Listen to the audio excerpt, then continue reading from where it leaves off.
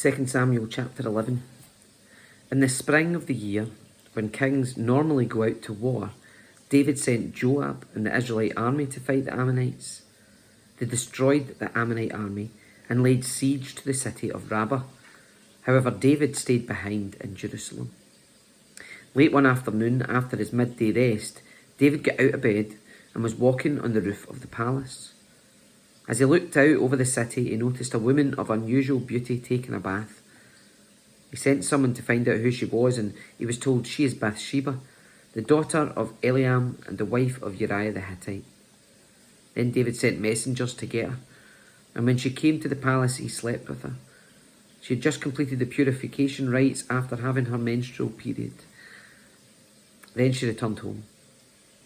Later, when Bathsheba discovered that she was pregnant, she sent David a message saying, "I'm pregnant."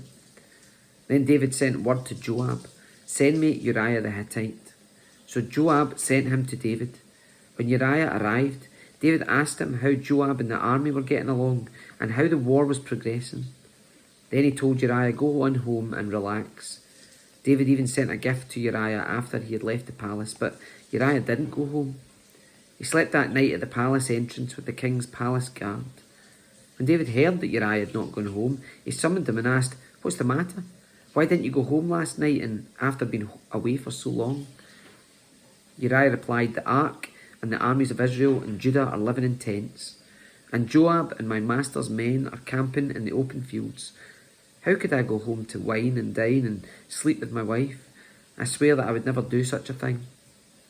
"Well, stay here today," David told him, "and tomorrow you may return to the army." So Uriah stayed in Jerusalem that day and the next.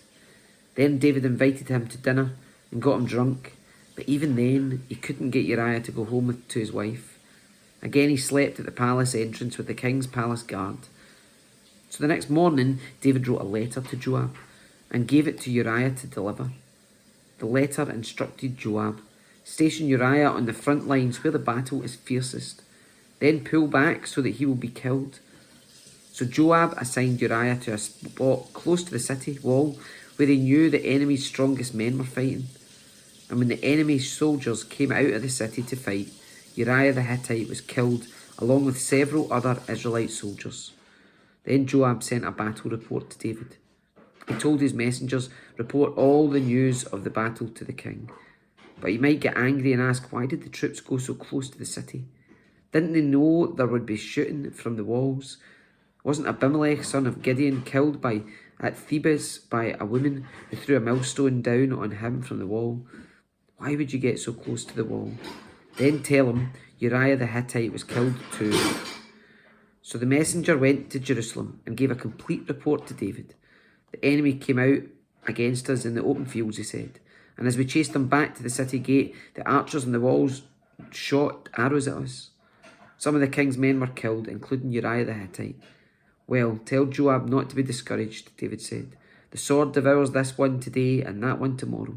Fight harder next time and conquer the city." When Uriah's wife heard that her husband was dead, she mourned for him. When the period of mourning was over, David sent for her and brought her to the palace, and she became one of his wives. Then she gave birth to a son, but the Lord was displeased with what David had done.